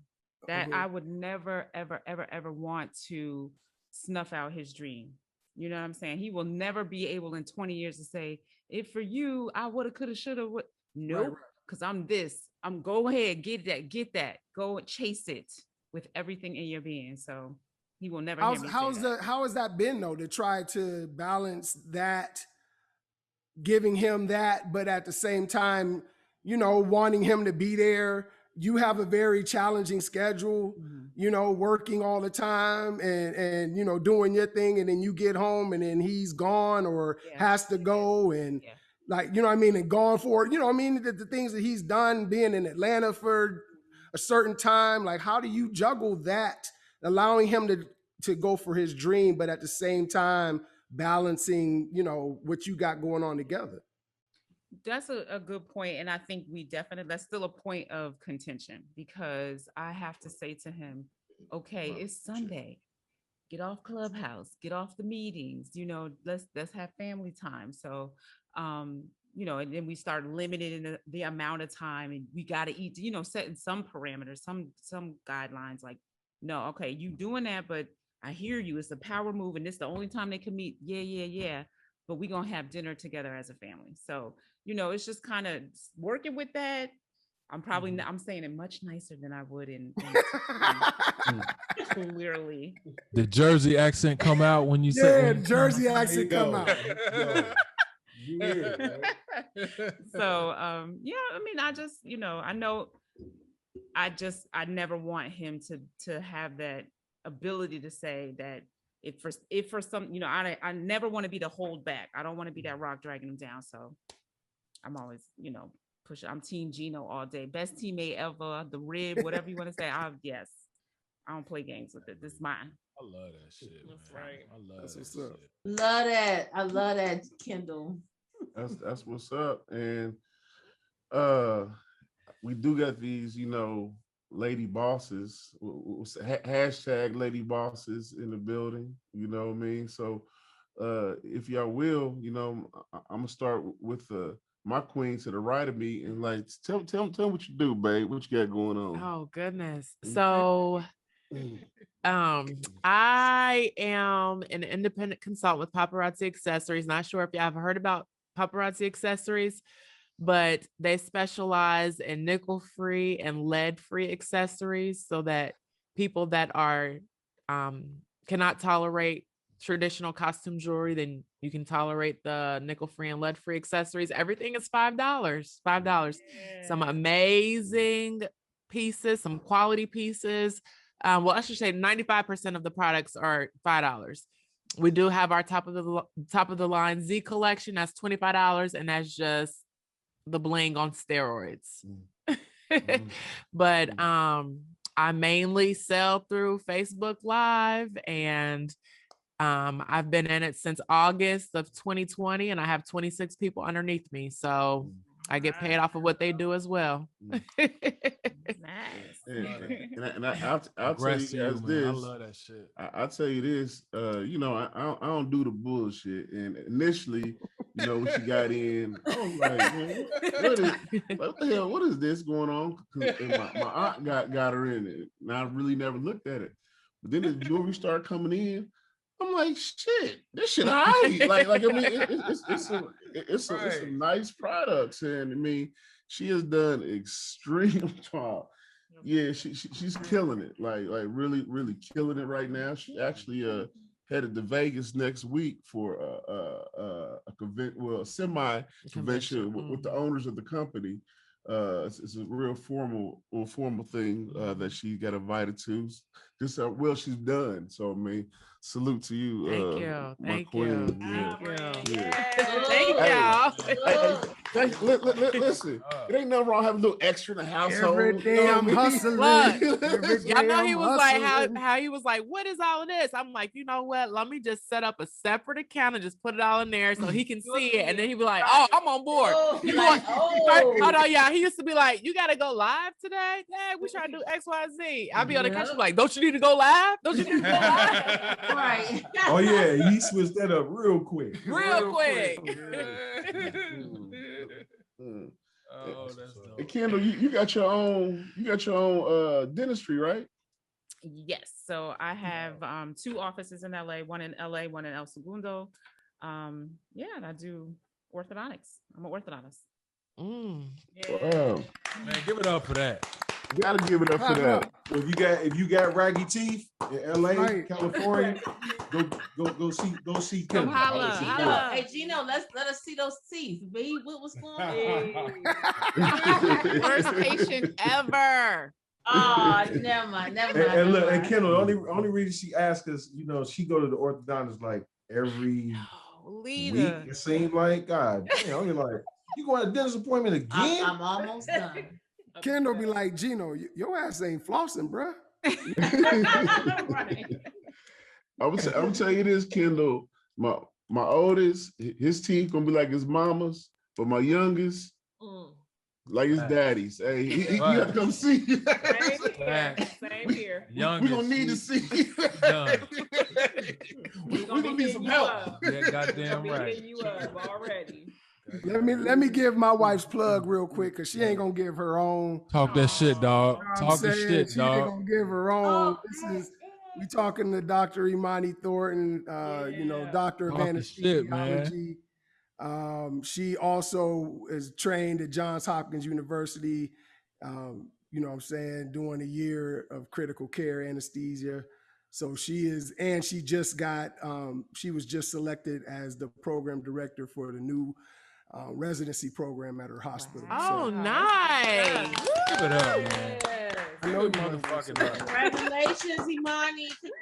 Congratulations. Black excellence, man. Look at black excellence, man. Black excellence. Yes. Shout out, hey man, because y'all know I talk that shit on this motherfucker, man. I'm proud of hearing all of the entrepreneurship going on in this motherfucker. Shout out to everybody on here doing their motherfucking thing, their independent game, man. Round of applause. That's right. One more time for all the entrepreneurs going on out here. on now. Just because entrepreneurs and your everyday struggle. Listen, G, tell Queen G, what's your everyday struggle, baby? It's an everyday struggle. General partner for QGI Investment Group. Give it up. Give it up. We've invested, we flipped, we are currently, working on other projects. So it is an ongoing thing. It's hard work. It does pay off. So we've been blessed and we're grateful for that. I also have joined a wellness company, and so I am working some things similar to Bryn, and so I'll be touching base with some of my friends here to see, how we could make your life better, healthier, and give you guys some good and healthy. Give a brief products. overview of what it is that you're selling. Yeah, so we sell household products that are healthy. We sell vitamins, nutrient supplements, facial care, makeup, the whole nine. It's one of the leading online shopping clubs. So I'm getting involved in that, and I am growing in it. So give it up for that, man. Give it up. Give it goddamn up. Everybody out here goddamn hustling. You're out here hustling. Leader. Out here hustling. You hear my snakes. We out here balling. Boss leader. Tell them how you bossing up out here. Well, let me tell y'all something. My 9 to 5 keep me so busy, y'all. I don't got time for Listen. I applaud all my side hustlers, okay? Okay, I'm just gonna applaud y'all because I've never been this busy in my life. The government done locked me all the way down. They said, "Oh, you gonna quarantine and you think you gonna sit at home and work and just do laundry?" Nah, sis. We like leader quiet today on the chat. Get on this Zoom call. And for the record, I'm doing the laundry while she on them calls all day. No, my baby, he step in. He's like, nah, I'm doing this. What you want to eat, babe? I'll be like, yeah, close that door because the camera on. So don't walk in here with your robe on right now. Please. Like, don't embarrass me. Your robe and your new Jordans that you just bought. My baby walking around with that robe, that polo robe and them Jordans. I'm like, you look fly. But stay out of this room right now. Like, I need my moment. So, as long as y'all know America, I walk around in polo robes all day. Don't give shit, dog. All day. I'll let you boy. Hey, wait, Dale, what you say? The cleanest quarantine nigga in the world? That motherfucker that's the cleanest, the flyest motherfucking quarantine. You hear me? No, I gotta give him his props. He keep us. He would take pictures of himself in full quarantine. He ain't been outside in months. He would take pictures of himself with brand new Jordans. Brand new Jordans. If we know anything, we know me ain't gonna be fresh. So I can appreciate I'm just saying, man, Southside Chicago, y'all know what it is. Talk that shit, man. 87, 85th, Chatham. You know what I'm saying? You know how we do, man. Yeah. Hey, everybody from New York ain't fly, nigga. I'll let your boy up on the shot. I'm gonna tell y'all, it's this simple. Y'all have seen us over the last year and a half put together these podcasts, but these ladies to the left and to the right of us is why we're here, why we're still standing. Again, he who finds a wife finds a great thing, and that is that's. I mean, I couldn't imagine going through this thing called life without this lady beside me. It's just been a blessing. But it really. I forgot. I was listening to something on the radio today, and it says first things about the company you keep. Really determines what you do and where you're going in life. And when us being from the same fraternity, the same school, and still having this bond to this day means a lot. But then you see who we choose to spend life with. So I mean, hey, this is what PCP is all about, So we appreciate y'all tuning in with us tonight. we've had a heck of a cast. Me, hope you listeners got some insight on your real. Stack up, nigga. Hold on, man. Hold on. See, this is what I'm talking about, man. Look, you gotta have a little more fun, man. Hey, no, you got no stack. Hey, here with the stack up. Back up. So I can go put my bonnet on. Let me go. Okay, well, good night. No, we got to stack up. I stayed up all night for this because this past my bedtime.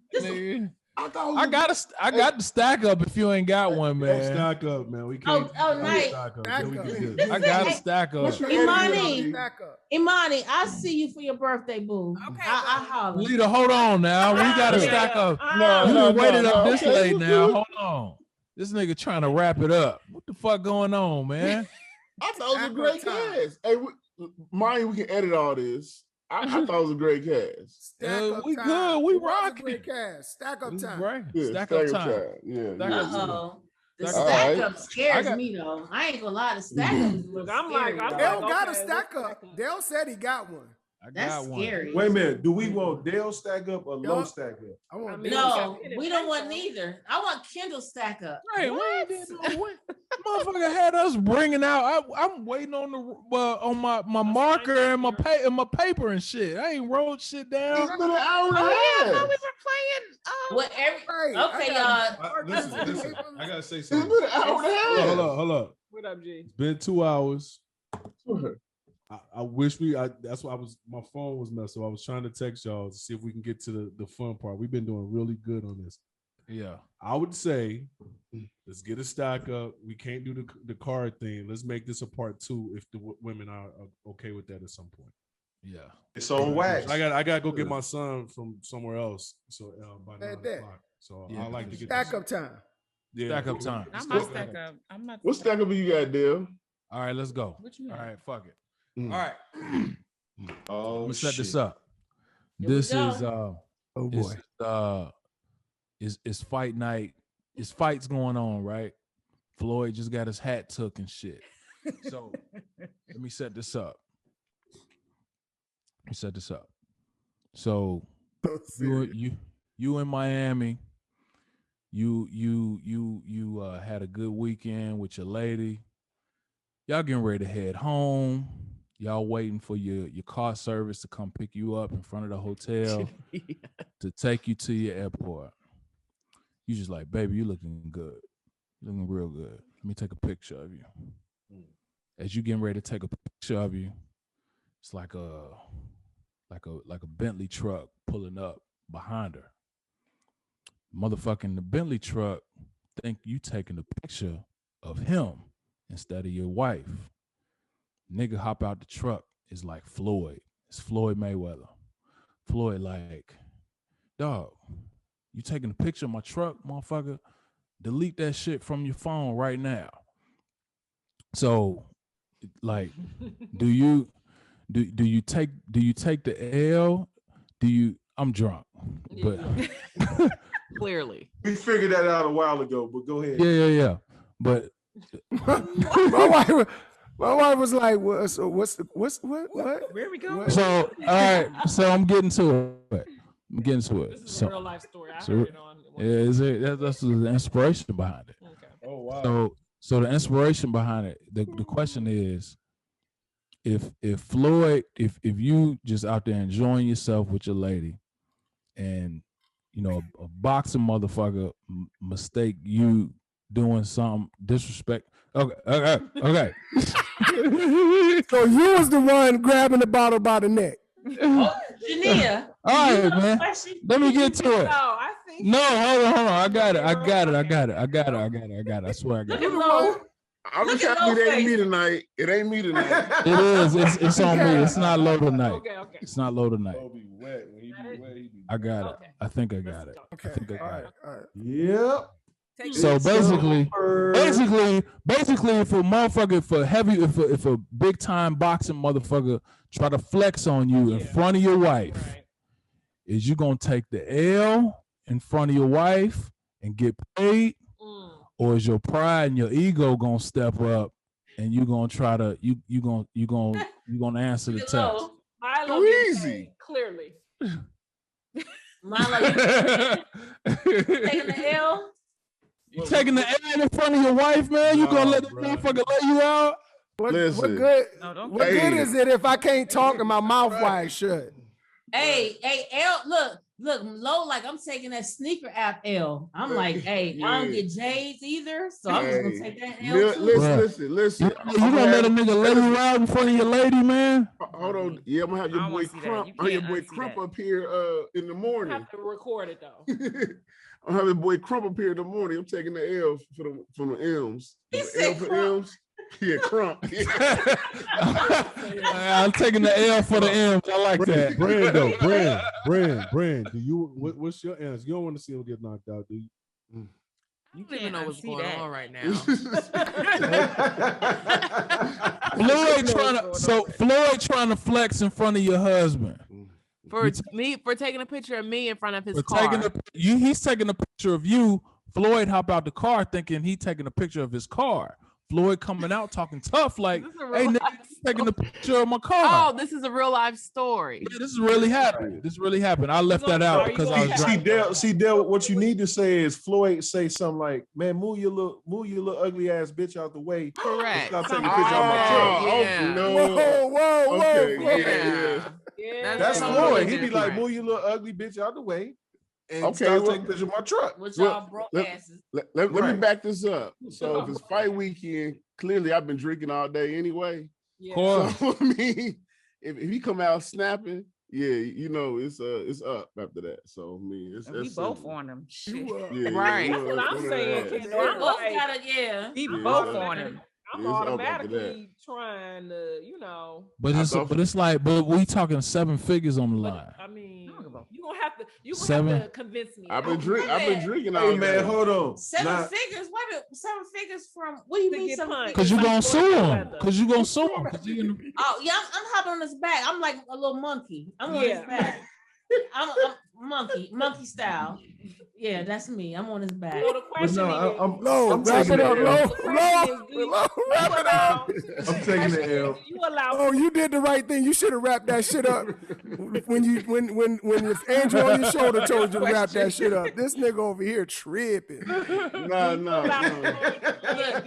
My setup was trash, dog. My setup was trash, dog. Your setup, your landing, your takeoff. I was like, what? Is this my setup? What are we doing? He was talking all that shit like, yo. All of us are fighting. Yeah, I think we're all gonna fight. Yeah, I mean, Geno's gonna fight. Kendall's gonna fight. I'm fighting. Yo, he's from Jersey. Best. I got the best. And I know Imani's gonna fight.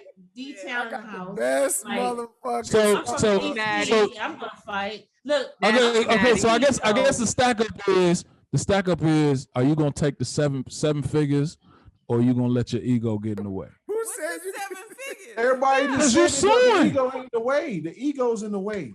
Everybody's taking snap. You snap too quick, bro. Look at Geno's face. 7 million. You snapping. Hold on. Geno was like, what are you talking about? Oh no, hey, Geno gonna roast him later on though. Take that, because if he come home looking like Martin when he got beat up by the time he heard, I can't unsee that. Right. So we just gonna walk away. yeah. Okay. No, all that tough shit you be talking when y'all get into an argument, she ain't trying to hear none of that no more. Knocked out. Right. You know what I'm saying? She like, where was you at when you let such and such beat you up? Yeah, right. Remember that time your face was all lumped up, nigga? 7 figures, nigga. Don't let me call Floyd on your ass. Don't let me call Floyd. If we're gonna get a guarantee Millie, I might be like, baby, just close your eyes. Listen, dog. $1 million gonna change the life, man. Oh no, so what happened in real life? Yes, we need so in real life, a nigga was trying to take a picture of his wife, and Floyd pulled up, and Floyd thought that he was taking the just by coincidence, he thought that he was taking a picture of his truck, but he was taking a picture of his lady. So Floyd hopped out barking at him. You know what I'm saying? And the nigga started talking shit. And I was thinking to myself, like, shit, hey, man, nigga, take that L, man. Sue that motherfucker, get your bread. You know? So, but at the same time, though, hold on. Oh, look at Geno's face. Hold on. At the same time, in a split instance, if somebody start talking crazy in front of your wife, Yeah, you know, regardless who it is, you going in. Yeah, firecracker. Yeah, it's up. It's up. I done seen this one go in front of my job. And it's the same thing. It's not the same. It's the same. He said in front of your job. About you, it's the same of my job. He ain't care. I have a clearance. What you said? You got all them talents. You can find a new one. I know.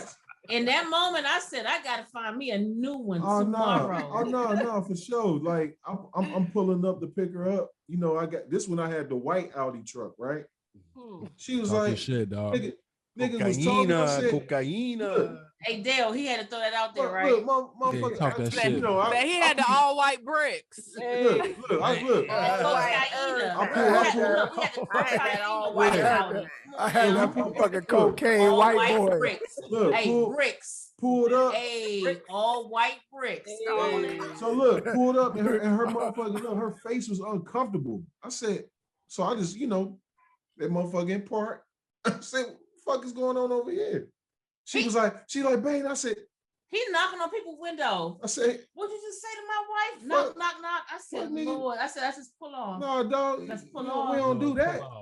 No, we don't do that at all. You know, we don't do that at all. Again, Geno, I hate to keep calling you out. I got one of them stories. No, we don't do that. I got one of them stories.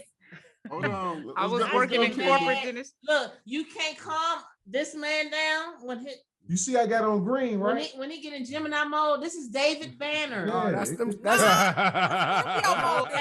And so when he don't come out, it's over. I can't hold him back. Look, I got one of them stories. I got one of them stories. Yeah, share Kendall. I was about maybe 4 or 5 months pregnant, and I used to work at this corporate dental office, maybe an hour and a half away. Damn. One of my assistants was tweaking. Come to find out, he's huffing something somewhere, whatever. But I came in and he was choking up this girl that he was dating. And I'm like, yo, big belly. Oh, this was the second one. So I looked 10 months pregnant immediately. So I'm like in between the two of them, like, hold on, what you doing in here? You can't be manhandling that girl. Do you know that fool turned around? He was foaming at the mouth, looked all cracked out. It was in my face. Okay, I diffused the situation, called Geno. I said, just want to let you know some shit didn't happen, blah, blah, blah. I'm going about my day. The boy done went off wherever, I don't know. I turned around, this motherfucker in the lobby like, who was it? Like, what happened? Hey. He like, which one? I'm like, oh,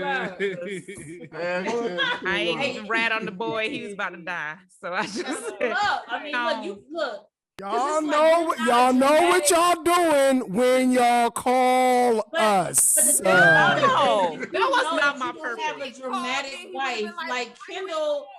It's not like Kendall is a dramatic person, but it's like if you call me, that means something is wrong. Okay. So I'm on my way. So let me put everything else to the side. If you felt strong enough to hit me up about it, that means that it's something that I need to be I didn't think about it like that. But I was surprised when I turned around this motherfucker. Oh, as soon as when you was talking to him, he was already in the car. But I was like an hour and a half, 2 hours away. That's why you was like, damn, you got here fast. Nigga, while you was talking, I was already 30 minutes into that drive. I think when I hung up, he was there. I was like, what the fuck that. You pregnant, somebody foaming at the mouth, somebody getting choked. I didn't say all that. Pregnant too? It don't take nothing for me, bruh. It don't take nothing for me. Over. Phone call. At that point. Pistols, I got guns. I'm like, oh shit. At my job though, I was like, look at the job. That's what I'm saying. Like at the job, I mean across the street from my job. I'm like, ooh, don't let my boss walk out the front door. Lord have mercy on my soul. Next level psychotic right there. I mean, look, hey, pull this gun on trick or treaters because no. Really now? No, that's not true. See, she don't tell the whole story. She always want to pump fake. Wait a minute, somebody was knocking on the door. When I answered the door, nobody was there. So I started walking around in my house with my gun out. It was a ghost. It's the right. Okay. I'm like, babe, you can't pull your gun on trick or treaters. 357 Magnum. Hold on, what? Damn. Oh no, yeah, he keep it Somebody knocked on the door when I went to answer it. Nobody was there. Halloween. Nobody was there though. Like it wasn't like a knock. I answer and nobody's there. I don't play this Detroit, right? This wasn't. Hey, listen, man. Folks walking around in masks. You walking around with a 357 mag, nigga? I'm gonna call you Furious Styles, dog. God. That's about right. Bruh, you walking around with a mask on, cuz? And you knocking on doors and not. But it's Halloween. It's Halloween. It wasn't there though. Everybody got a mask on. You can't be nigga knocking on Halloween. Niggas walking around with masks on and shit, bruh. I don't play them. Yeah, you fuck around. You grab the wrong house. All right, good people. So for the stack up, everybody taking the money. I mean, everybody taking. Mr. McKinley, we passed that stack up. No, I seriously want to know. I seriously want to know. I'm the only one. I'm the only one that's seriously considering the bread. No, I'm taking it. Everybody's taking the L. Everybody's taking the L. Not everybody. I'm sorry. I can't. I'm good. Hey, Lo, do you see the whole thing with Floyd? He's still in Vegas. He's still trying to deal with that. Him meeting Floyd and shaking his hand. Oh, when he yeah. wasn't supposed to. Crazy. That's another story, though. It's a whole nother story, man. Hey, he'll never live that one down. But again, we want to just appreciate everybody for tuning in for this special PCP edition with the Queens. We'll call this the Queens Cast. You know what I mean? So we appreciate all you beautiful Black queens who joined us tonight. We appreciate all of our listeners for joining tonight. And we will want you to continue to follow us at the Pharaohs Club Pod on Instagram. On Facebook, you find us at the Pharaohs Club Podcast. And you can find us on all the streaming podcast networks, from YouTube to Spotify. Anything that podcast comes up, we're there, the PCP boys. Thank you for getting your fix. And again, PCP, and we out. All right, y'all. Yeah. Part 2 coming soon. Part 2 coming soon. This was fun. Newlywed game. Newlywed game. This is fun. Just next time, don't let me do the stack up.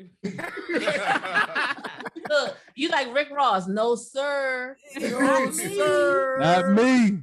All right, y'all. Peace. Love y'all. Later. Y'all too. Hey.